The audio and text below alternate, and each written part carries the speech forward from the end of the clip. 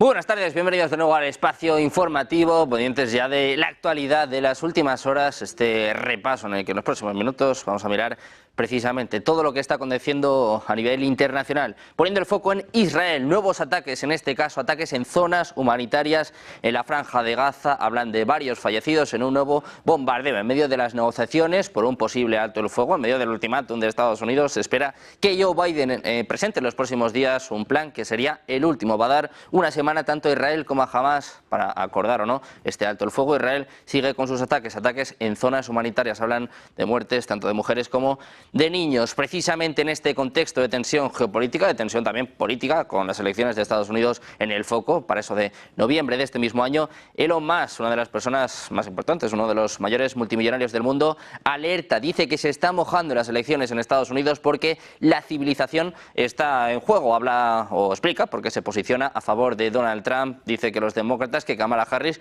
podría cerrar su red social, podría cerrar X, y dice, bueno, pues que se está mojando tanto en estas elecciones porque piensa que la civilización está en peligro. Precisamente sobre estas cuestiones habla el presidente ruso Vladimir Putin, también se moja a tenor de las elecciones en Estados Unidos, dice que va a apoyar a Kamala Harris, que tiene una risa muy contagiosa y que como Joe Biden, que era su favorito hasta ahora, apoya a Kamala Harris, él va a hacer lo propio. Además lo argumenta, dice que Donald Trump ha impuesto todo tipo de sanciones y restricciones a la economía rusa, que es el presidente que más sanciones ha proporcionado a la economía rusa y que por eso Putin, Rusia, va con Kamala Harris, cada uno que se crea lo que quiera. Precisamente, pendientes del conflicto en Ucrania, miramos a la crisis del gobierno ucraniano. Les contamos durante los últimos días hasta 6 dimisiones dentro de su gobierno. El ministro de Relaciones Exteriores, Dmytro Kuleba, uno de los más importantes, dimitía, presentaba su dimisión formal en el día de ayer. Hoy ya se ha conocido que la Duma ha aceptado, en este caso la Rada Suprema, ha aceptado la dimisión de Dmytro Kuleba. Enseguida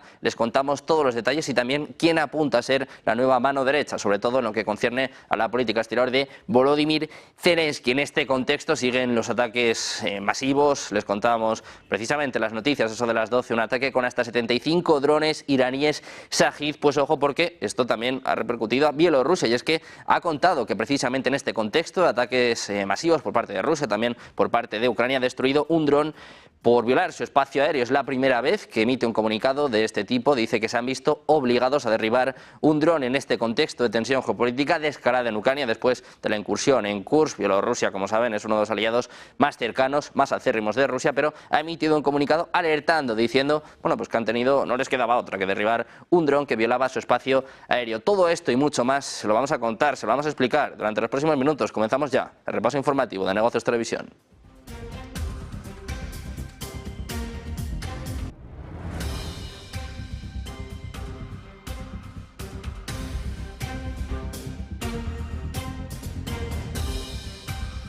Y comenzamos este repaso informativo poniendo el foco en los últimos ataques de Israel. Les contábamos precisamente en esta introducción cómo se está hablando de un acuerdo de alto el fuego. Hay algunos en Estados Unidos que dicen que está acordado 90%. Se espera que Joe Biden, se espera que el presidente estadounidense presente un plan durante los próximos días, a finales de esta semana, a principios de la próxima. Va a dar una semana tanto a Israel como a Hamas para aceptar o no este acuerdo, si no se retira directamente de la mesa de negociaciones. Pero en este contexto el ejército israelí sigue sus ataques. En concreto, ha bombardeado esta noche las tiendas de campaña para refugiados adyacente al hospital de los mártires de Al-Aqsa de Deir al-Balá, en lo que se considera la zona humanitaria establecida por las propias Fuerzas Armadas, matando a 4 palestinos, es lo que informa la Defensa Civil del enclave. Un comunicado castrense a este respecto aseguró que el área estaba siendo utilizada como centro de operaciones de Hamas y la Yihad Islámica Palestina, por lo que el ejército llevó a cabo un ataque selectivo dirigido a eliminar una amenaza inmediata. Las Fuerzas Armadas han recalcado a la agencia AFP que el ataque se produjo contra un área adyacente al hospital y no contra el propio centro, si bien sus alrededores sirven de refugio para algunos de los en torno a 2 millones de desplazados que se hacinan en la zona humanitaria. La agencia palestina de noticias Wafa denuncia que entre las víctimas mortales de este ataque se encuentran mujeres y niños, si bien no aportaron más datos a este respecto. Por su parte, las autoridades israelíes podrían liberar unos 800 prisioneros palestinos a cambio de rehenes israelíes si se llega a un acuerdo con el movimiento palestino de Hamas sobre un alto el fuego en la franja de Gaza. Es lo que informa en los últimos minutos el periódico de Jerusalem Post en referencia a un alto funcionario anónimo de la administración estadounidense. Según él, 800 prisioneros palestinos, incluidos los que cumplen cadena perpetua por matar a civiles, serán liberados a cambio de israelíes mantenidos como rehenes por Hamás. Se espera que entre 18 y 32 personas sean liberadas como parte de la primera de las 3 etapas de un plan para resolver pacíficamente el conflicto en el enclave palestino. La noche del 2 de septiembre, el portal Axios informó, citando a un representante de la administración estadounidense, precisamente que el presidente estadounidense Joe Biden tiene intención de presentar en los próximos días la versión final del acuerdo de alto el fuego en la Franja de Gaza. Se espera que Israel y Hamás tengan una semana para responder a la nueva propuesta del presidente estadounidense. El 4 de septiembre, un representante de alto rango de la Administración de Estados Unidos, en una sesión informativa especial online para periodistas, dijo que el nuevo plan estadounidense de alto el fuego en la Franja de Gaza había sido acordado en realidad en un 90%. Además, desvelaba que consta de 18 puntos. Y en medio de estas negociaciones, Israel dice que está abierto a negociar el control de la frontera de Gaza con Egipto después del fin de la guerra con Hamás, aunque, eso sí, insiste en la importancia de asegurarse de que Hamás no se rearmará. El ministro de Asuntos Estratégicos, Ron Dermer, ha declarado en una entrevista a Bloomberg Televisión que Israel debe mantener tropas allí por ahora para evitar que el grupo islamista se vuelva a armar durante la tregua propuesta. Dice que la cuestión del control de Israel sobre el llamado corredor de Filadelfia es una de la media docena de disputas que están atrasando un acuerdo de alto el fuego con Hamás. Estados Unidos, Qatar y Egipto han estado intentando negociar un acuerdo entre las dos partes durante varios meses sin éxito.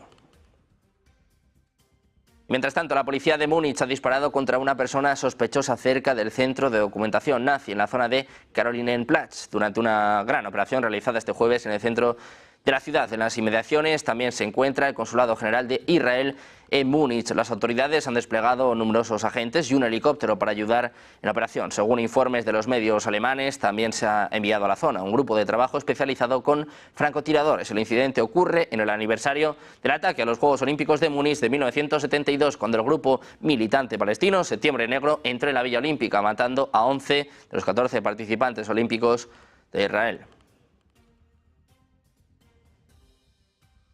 Miramos también a la reacción, la visión por parte de Rusia. Dice que Israel busca una resolución militar del conflicto en la Franja de Gaza, ignorando la resolución del Consejo de Seguridad de la ONU sobre un cese al fuego gradual en el enclave palestino. Es lo que declaraba el embajador adjunto ruso ante la ONU, Dmitry Polyansky. Dice que si el Consejo tiene más o menos conciencia de lo que se debe hacer para resolver el conflicto, y la resolución 2735, aprobada el 10 de junio, a pesar de todas sus deficiencias, refleja en general este entendimiento, entonces los líderes israelíes están buscando obstinadamente una solución militar a este problema, intentando ignorar la decisión del Consejo de Seguridad. Es lo que apuntaba Polyansky este 4 de septiembre durante una sesión del Consejo de Seguridad de la ONU. El diplomático ruso señaló que el Consejo de Seguridad está unido en el entendimiento de que la liberación de los israelíes y extranjeros restantes por medios militares es imposible y que no hay alternativa a las negociaciones. Miramos también a Estados Unidos, y es que el Departamento de Justicia se está incautando de docenas de sitios web bajo el argumento de que Rusia los estaría utilizando para difundir desinformación en un esfuerzo por interferir presuntamente en las elecciones presidenciales. Las incautaciones forman parte del conjunto de medidas drásticas que Washington toma contra lo que dice son los últimos intentos de Moscú de interferir en la carrera presidencial. También muestran cómo Estados Unidos está nuevamente centrado en Rusia, la que se acusó de interferir en las elecciones de 2016. Un informe del Congreso concluyó que Rusia intentó ayudar al expresidente Donald Trump, al candidato republicano, a prevalecer sobre la candidata demócrata Hillary Clinton en esa votación. El Departamento de Justicia acusó este miércoles a Moscú de crear un plan para difundir de forma encubierta propaganda del gobierno ruso, con el objetivo de influir en los votantes, frenar el apoyo mundial a Ucrania e impulsar los intereses prorrusos. Las autoridades federales están confiscando 32 dominios de Internet por violar leyes de lavado de dinero y marcas registradas. Precisamente Estados Unidos, que se enfoca en RT, acusa a los empleados de esta cadena rusa de llevar a cabo una ofensiva contra intentos de influir en las elecciones presidenciales. Bajo este paraguas ha presentado cargos de lavado de dinero contra 2 empleados de la cadena de medios estatal rusa, por lo que las autoridades dijeron que era un plan para contratar a una empresa estadounidense para producir contenido online para influir en las elecciones presidenciales de 2024. Los funcionarios del Departamento de Justicia dijeron que los 2 empleados utilizaron empresas fantasma y personalidades falsas para pagar $10 millones a una empresa anónima de Tennessee para producir vídeos online destinados a amplificar las divisiones políticas en Estados Unidos. Por su parte, el expresidente Donald Trump ha dicho que el país necesita impulsar la deportación más grande de la historia si regresa a la Casa Blanca. En declaraciones al presentador de Fox News en Hannity, en Harrisburg, Trump ha reiterado su retórica anti-inmigrante, nombrando al menos 5 nacionalidades que, según él, son las culpables de la creciente inseguridad y la caída del acceso a la seguridad social, al sistema hospitalario y a las opciones laborales. Al criticar a su oponente, a la vicepresidenta Kamala Harris, Trump ha dicho que ella quiere mantener abiertas las fronteras de Estados Unidos sin implementar mayores controles al flujo de personas que ingresan principalmente por la frontera entre Estados Unidos y México. Y miramos a la Casa Blanca, y es que un viceconsejero precisamente de la Casa Blanca se reúne con Zelensky en Kiev. El viceconsejero de Seguridad Nacional de Estados Unidos, John Feiner, se ha reunido este miércoles en Kiev con el presidente ucraniano Volodymyr Zelensky y otros funcionarios para tratar las principales prioridades en la guerra de Ucrania para el resto del mandato de Joe Biden. Es lo que están informando funcionarios estadounidenses. Las conversaciones de Feiner han incluido una reunión de 90 minutos con oficiales militares ucranianos para discutir el estado de la guerra y la estrategia de cara al futuro.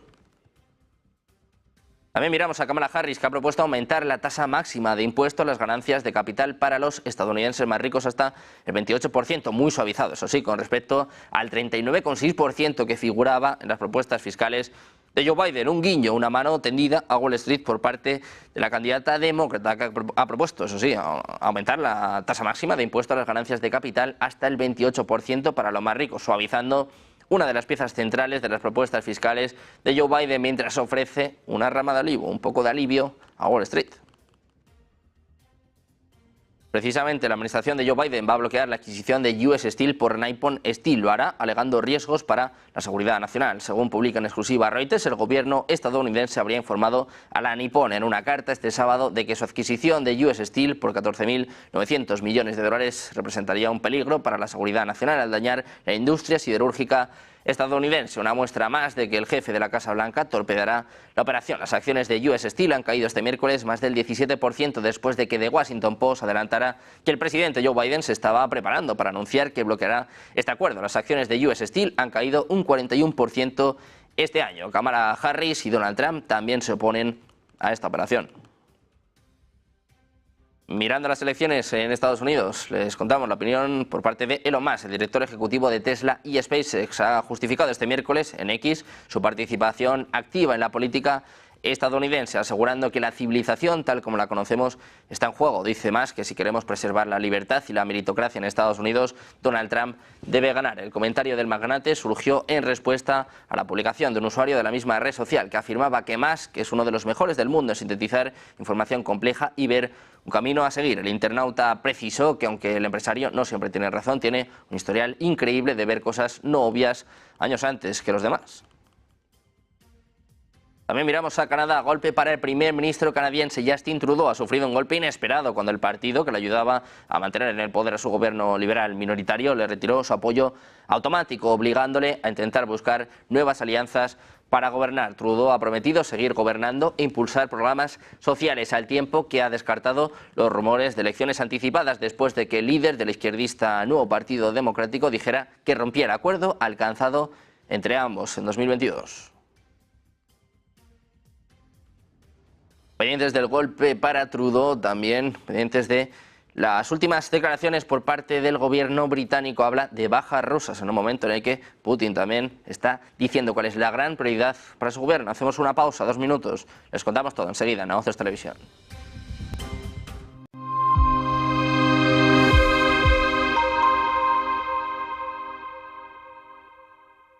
¿Verdad que no saltarías de un avión sin paracaídas? Entonces, ¿por qué alquilas tu inmueble sin garantizar el cobro? Con el nuevo servicio Garantía Indefinida SEAC, tienes garantizado el cobro del alquiler puntualmente. Defensa jurídica, daños por vandalismo y protección antiocupas. Alquila tranquilo, SEAC responde.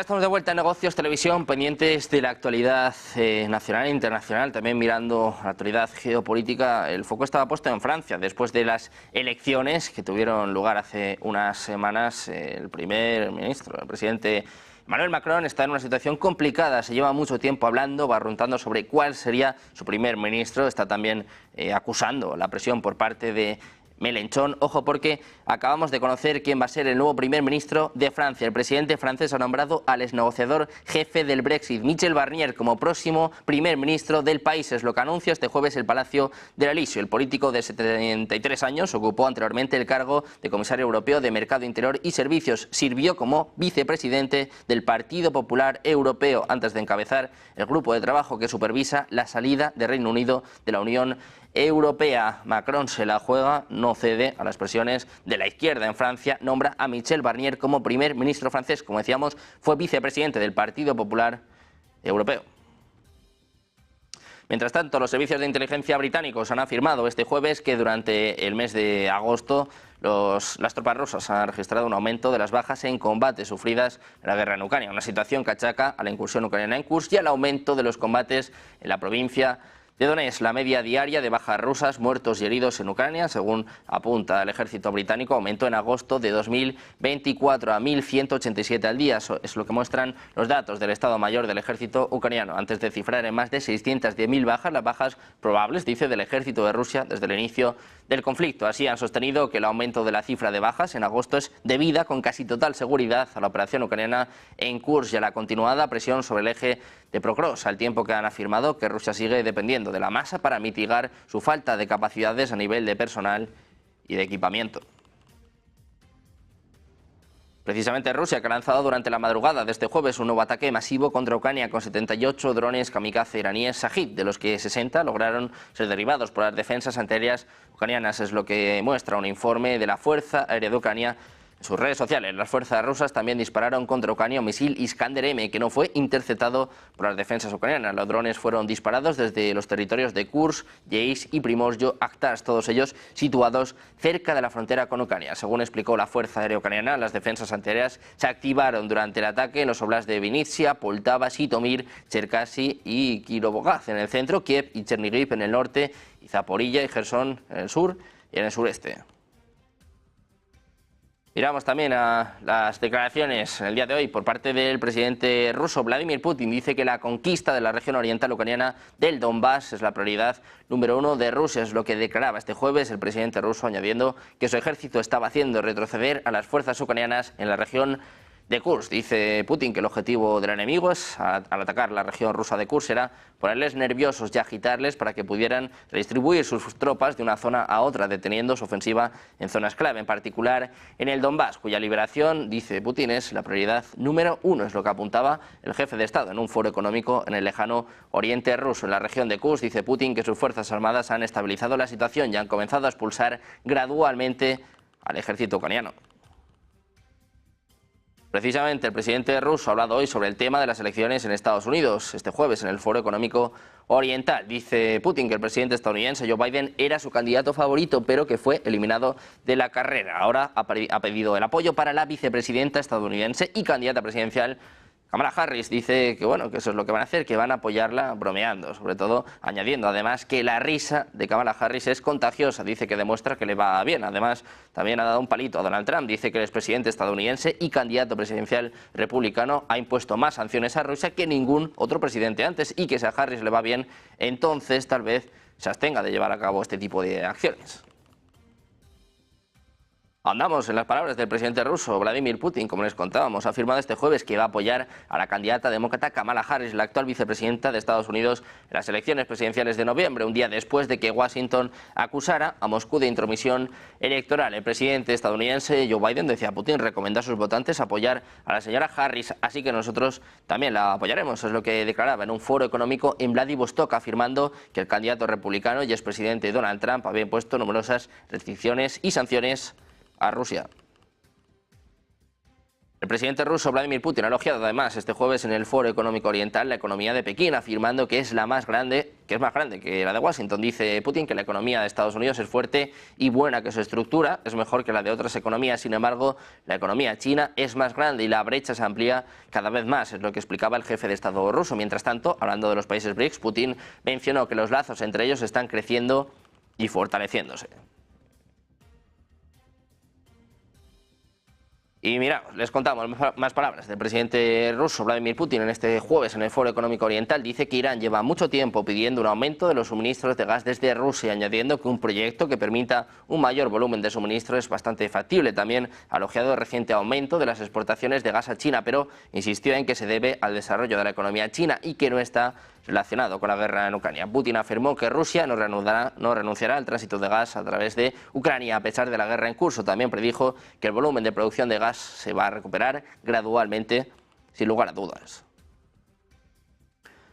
Eso sí, el presidente ruso Vladimir Putin ha admitido que su país tiene las manos atadas si Ucrania cumple su amenaza de suspender el 1 de enero del próximo año el tránsito de gas ruso con destino a Europa. Decía Putin que si Ucrania renuncia a ese tránsito, ¿qué pueden hacer? Que no pueden obligarles, es lo que apuntaba durante su intervención en el Foro Económico Oriental. Lamentó, eso sí, que los principales consumidores europeos del gas ruso tampoco quieren obligar a Kiev a renovar el contrato de tránsito que concluye a finales de este año. Putin insistió en alusión a la guerra en Ucrania, que por extraño que parezca, Rusia no renuncia al bombeo de gas a través del país vecino y que el consorcio estatal Gazprom desea cumplir los contratos a largo plazo, pero que para ello el tránsito es una condición indispensable. Reconoció que una vez cese el tránsito, los países europeos sufrirán pérdidas, al igual que Gazprom, que apostará por incrementar el consumo interno a través de la gasificación del país. Por su parte, el Kremlin ha dicho que Rusia no ve ahora que se den las condiciones para unas conversaciones de paz con Ucrania. Es lo que manifestaba este jueves la agencia de noticias RIA, citando al portavoz del Kremlin, Dmitry Peskov. También dijo que las autoridades rusas no estaban discutiendo una nueva movilización. El Kremlin no ve las condiciones para unas negociaciones de paz, tampoco conversaciones con Ucrania. Por su parte, el Ministerio de Defensa de Bielorrusia ha revelado este jueves que un proyectil voló por la noche contra su espacio aéreo. El primer comandante adjunto de las Fuerzas Aéreas y de Defensa Aérea de las Fuerzas Armadas, el coronel Sergei Frolov, ha informado en un comunicado de que el proyectil, que se sospecha que es un vehículo aéreo no tripulado, fue destruido por los sistemas de defensa bielorrusos. Agregó que se ha iniciado una investigación sobre el incidente. El evento se produce en medio de los últimos ataques con drones de Rusia en Ucrania. Y mirando a Bielorrusia, les contamos que las fuerzas de seguridad detuvieron a un presunto agente de inteligencia japonés que estaría observando áreas fronterizas e instalaciones militares del Estado soviético y aliado de Rusia. Los medios locales dijeron que este ciudadano japonés, detenido supuestamente, estaba involucrado en la recopilación de inteligencia sobre las condiciones sociales y económicas en Bielorrusia, la implementación de la iniciativa Un cinturón, una ruta de China y la situación a lo largo de la frontera de Bielorrusia con Ucrania. Miramos precisamente a Ucrania, que dijo que 75 países y organizaciones internacionales han acordado una visión compartida de las medidas para garantizar el suministro ininterrumpido de productos agrícolas ucranianos y ayudar a la seguridad alimentaria mundial. Una preocupación importante tras el conflicto en Ucrania. Precisamente Ucrania es uno de los principales productores de trigo y maíz. Según la ONU, millones de personas en todo el mundo corren mayor peligro de padecer hambre como consecuencia de la repercusión en los precios de los alimentos. Sin embargo, el restablecimiento de la logística a través de los puertos de la región meridional de Odesa ha contribuido a la recuperación de los envíos. Ucrania declaró haber exportado 69,86 millones de toneladas métricas de cereales, aceites vegetales y semillas oleaginosas para toda la temporada 2023-2024, según Reuters. Miramos también al presidente de Ucrania, Volodymyr Zelensky, va a participar este viernes en una reunión del llamado Grupo Ramstein de naciones que suministran armas a Ucrania, es lo que informa la revista alemana Der Spiegel, según recoge Reuters. Tras el inicio del conflicto entre Rusia y Ucrania, Estados Unidos reunió en Ramstein a países con ideas afines, estableciendo un grupo de unos 50 países que se reúnen periódicamente para ajustar las peticiones de armas de Kiev a las promesas de los donantes. Y mientras las fuerzas rusas y ucranianas intensifican sus ataques en todo el frente, el presidente ucraniano Volodymyr Zelensky va a dar a conocer hoy su amplia remodelación del gobierno que afecta a ministerios clave con el objetivo de dar un nuevo impulso a la gestión del Ejecutivo. Andrei Sybiga, adjunto del hasta ahora jefe de la diplomacia, Dmytro Kuleba, va a ser propuesto para reemplazarlo, es lo que anunciaba David Arayamia, líder parlamentario del partido presidencial. Y en lo que concierne a la economía, anoche conocíamos el libro Base de la Reserva Federal con un mensaje claro: la actividad económica se ha debilitado mientras que el mercado laboral se mantiene estable en general, aunque hubo informes aislados de que las empresas ocuparon solo los puestos necesarios, redujeron horas y turnos o redujeron los niveles generales de empleo debido al desgaste. En cuanto al crecimiento, se elevó levemente en 3 distritos, mientras que los que registraban una actividad estable o en descenso aumentó de 5 en el periodo anterior a 9. Según el informe, el gasto de los consumidores disminuyó ligeramente tras haberse mantenido estable en general durante el periodo del informe anterior. Así, las ventas de automóviles siguieron variando según cada distrito. La actividad manufacturera disminuye en la mayoría de los distritos y 2 notaron que estas disminuciones eran parte de las contracciones en curso en el sector. Por otro lado, la construcción residencial y la actividad inmobiliaria fueron mixtas, aunque la mayoría de los informes de los distritos indicaron ventas de viviendas más débiles. Pendientes también de declaraciones de miembros de la Reserva Federal, muy pendientes hoy de Wall Street, mañana todos pendientes del dato de empleo, este informe de ADP. Hacemos una pausa, 2 minutos, volvemos con las claves económicas en Negocios Televisión.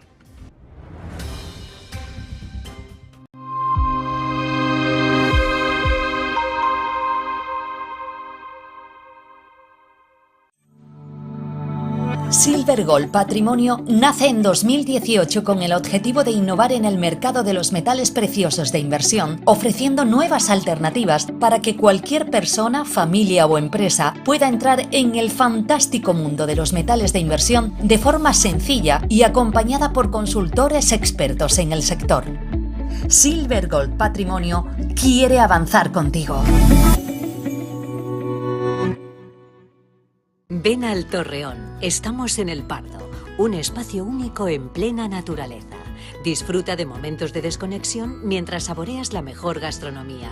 Disponemos de 7 amplias terrazas y salones para todo tipo de eventos.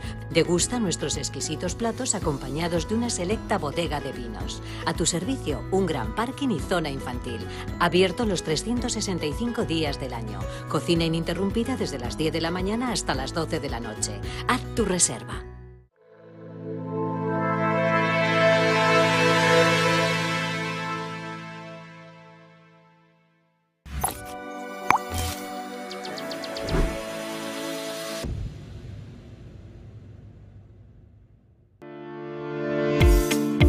Dicen que el tiempo lo cura todo, pero los inversores en bonos que se han visto perjudicados por la compra de Credit Suisse pueden necesitar más que unos meses antes de estar dispuestos a lanzarse a por los bonos de capital adicional Tier 1, los AT1, que el VS espera todavía colocar en el mercado. Es fácil entender por qué los inversores en deuda subordinada pueden mostrar cautela, porque recibieron un duro golpe cuando el banco suizo aceptó hacerse cargo de su rival en quiebra en marzo. Títulos con un valor nominal de 17.000 millones de dólares que desaparecieron de un día para otro. Y lo que es peor, fueron borrados a pesar de que los accionistas consiguieron retener algo de valor, en un extraordinario vuelco de la jerarquía tradicional del capital. Los bonos AT1, los convertibles contingentes, los COCOs, se crearon a raíz de la crisis financiera de 2008. Era una forma en la que los bancos que colapsaran absorbieran las pérdidas, lo que hacía menos probable un rescate financiado por el contribuyente. Apuesta arriesgada, porque si un prestamista se mete en problemas, esta clase de bonos se pueden convertir rápidamente en capital o amortizarse por completo. Son de mayor riesgo y por eso ofrecen un mayor rendimiento que la mayoría de los emitidos con calificaciones crediticias similares, lo que los hace populares, sobre todo entre los que tienen dinero, los clientes institucionales. Por lo general, los tenedores de bonos, en el orden jerárquico, están arriba.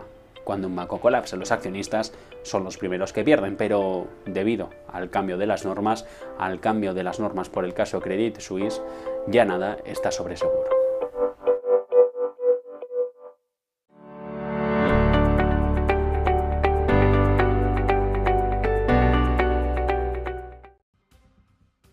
Ya estamos de vuelta en Negocios Televisión, ponemos el foco en la actualidad económica. Les contamos que el presidente de la Reserva Federal de Atlanta, Raphael Bostic, ha dicho en los últimos minutos, en las últimas horas, que recientes informes reforzaron su confianza en que la inflación está ahora en una trayectoria sostenible para volver al objetivo de la Reserva Federal, con las presiones sobre los precios cayendo de forma rápida y amplia. El presidente de la Fed de Atlanta, Rafael Bostic, ha dicho este miércoles que el Banco Central estadounidense no debe mantener las tasas de interés demasiado altas durante mucho más tiempo. Corre el peligro de perjudicar demasiado al empleo. Dice que supondría un peligro de perturbaciones del mercado laboral que podrían infligir un dolor y un sufrimiento innecesarios. El presidente de la Fed, Jerome Powell, ha dejado claro que el Banco Central tiene la intención de recortar su tasa de referencia desde el rango actual del 5,25 al 5,50%, donde lleva más de un año en su reunión de política del 17 y 18 de septiembre. La única incógnita es si este recorte será de 1/4 o de medio punto porcentual.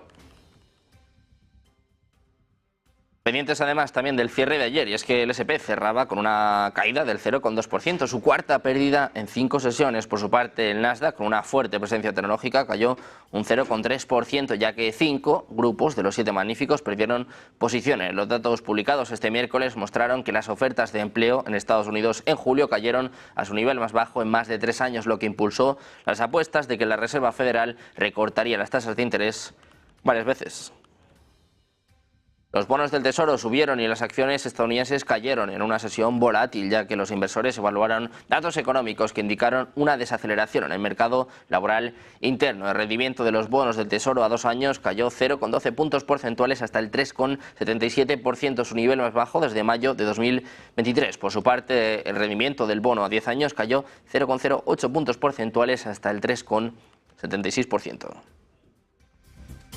También los inversores se fijan en Nvidia, que niega haber recibido una citación del Departamento de Justicia por preocupaciones antimonopolio. Según fuentes a la CNBC, la propia compañía ha consultado al Departamento de Justicia de Estados Unidos y no les han enviado ninguna. Sin embargo, aseguran que estarán encantados de responder a cualquier pregunta que los reguladores puedan tener sobre su negocio. La consulta llegaba después de que, tal y como les contamos, Bloomberg informara de que Nvidia había recibido una citación judicial, lo que provocó que sus acciones cayeran en las operaciones posteriores al cierre. Las acciones del fabricante de chips se habían perdido casi un 10% durante las operaciones regulares del martes. Si bien el informe no especificó una razón para que los reguladores estén interesados en Nvidia, el reciente ascenso de la compañía ha estado directamente relacionado con su dominio en chips de inteligencia artificial para centros de datos, por delante de AMD o de Intel. Nvidia tiene más del 80% del mercado de chips de inteligencia artificial para centros de datos, según estimaciones de la industria. Hoy también miramos a Tesla. Sus acciones ganaron terreno este jueves en las operaciones previas a la apertura del mercado tras las últimas noticias sobre los planes de lanzamiento de su software de conducción autónoma completa. La cuenta oficial X de Tesla AI compartió en una publicación una hoja de ruta de lanzamientos planificados en la que se escribió que el sistema avanzado de asistencia al conductor del fabricante de automóviles se lanzará en China y en Europa en el primer trimestre de 2025, pendientes o sí de aprobación regulatoria. Las acciones de la compañía subían un 2,25%, cotizando a los $224,34. También miramos a Asia, y es que los mercados bursátiles de la región Asia-Pacífico cotizaron en su mayoría a la baja durante la sesión de negociación de la tarde del jueves, y los índices aparentemente siguieron la tendencia pesimista en Wall Street provocada por la liquidación de Nvidia Corporation. El sentimiento negativo pareció ser alimentado por el libro beige de agosto de la Reserva Federal, que advirtió que la actividad económica nacional disminuyó en 9 distritos de Estados Unidos. El Nikkei se desplomaba un 1,31%, mientras que el Hansen de Hong Kong caía un 0,51%. Por su parte, el Kospi de Corea del Sur se dejaba un 0,47%. En China continental, el Shanghai Composite perdía un 0,06%, mientras que el Shenzhen Composite subía un 0,30%. En Australia, el S&P ASX 200 australiano sumó 0,21%. El dólar caía un 0,17% frente al yen japonés, vendiéndose en los 143,49. Precisamente JP Morgan acaba de cambiar su recomendación sobre la bolsa china. El banco estadounidense reduce su recomendación de acciones de sobreponderar a neutral. Se suma así a UBS y Nomura en la reciente rebaja de la exposición a China. Y en Alemania, un nuevo susto para su economía. El Instituto de Investigación Económica IFO, con sede en Múnich, ha compartido este jueves que espera que la economía alemana se estanque este año, rebajando su estimación anterior. Dice su informe que la economía alemana está estancada y languidece, mientras que otros países están notando la recuperación. Es lo que afirma el responsable de previsiones del IFO, apuntando a que se invierte muy poco, sobre todo en el sector manufacturero, y que la productividad lleva años estancada. Los indicadores adelantados actuales no sugieren una recuperación económica para el tercer trimestre de 2024. 24. Además, el Instituto ha revisado a la baja su previsión de crecimiento económico para el próximo año al 0,9% y proyecta que la economía se expandirá un 1,5% en 2026. Mientras tanto, en España, el presidente del Gobierno, Pedro Sánchez, ha puesto en valor la figura de José Luis Escrivá como nuevo gobernador del Banco de España. Ha asegurado que con su nombramiento la institución gana un gran gobernador y la economía española sale reforzada y prestigiada a nivel europeo y a nivel internacional. El ministro de Economía, Comercio y Empresa, Carlos Cuerpo, ha avanzado que el Gobierno procederá en las próximas semanas a renovar tanto el cargo de su gobernadora del Banco de España y como los puestos que quedan todavía vacantes en el Consejo de Gobierno del organismo. El presidente ha señalado que Óscar López será el nuevo ministro de Transformación Digital tras el nombramiento de José Luis Escrivá como gobernador del Banco de España. Mientras tanto, Germán Terz y Jorge Martín Frías, en representación de Vox, están en Buenos Aires para el tercer encuentro regional del Foro de Madrid. Desde allí animan a combatir los totalitarismos que se han contagiado desde algunos países de Hispanoamérica, a Europa y a España más concretamente. Aseguran que es el momento del cambio de era y que hay que posicionarse y luchar por la libertad. Por cierto, un foro en el que va a hablar Javier Milei, también Santiago Abascal, en los próximos minutos, a eso de las 3 de la tarde.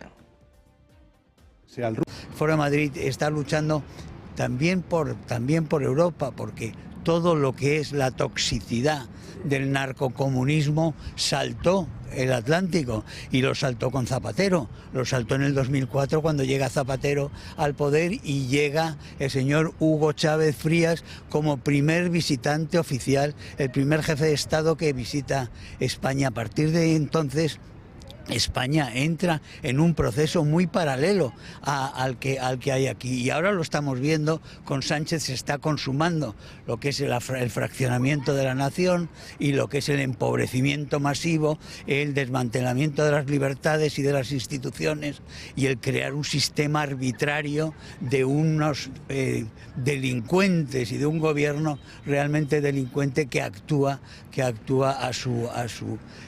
por pura arbitrariedad y a puro capricho, con la familia metida dentro de las redes de la corrupción, con beneficios hacia su entorno, sin pudor ninguno. Es decir, los elementos que tanto daño han hecho en América han saltado a Europa y tenemos que combatirlos allí y aquí. Y queremos que el Foro de Madrid aquí demuestre otra vez lo que es la carga de esperanza de que estamos en un cambio de era, de que ese pulso entre las dos fuerzas, entre el bien y el mal, entre la verdad y la mentira, entre la miseria y el resentimiento y la prosperidad y la ambición, la buena ambición de crecimiento y de mejora para la sociedad. Eso es el ejemplo que tenemos aquí, que es la libertad hacia la prosperidad. Y por eso venimos a hacer un homenaje también. Bueno, pues muy pendiente de este Foro de Madrid en Buenos Aires. Santiago Abascal va a hablar a eso de las 3 menos cuarto. Se espera también a Javier Milei a eso de las 3 de la tarde, hora española. Nosotros hacemos una pausa, unos minutos, y volvemos con el análisis geopolítico enseguida, los expertos en Negocios Televisión.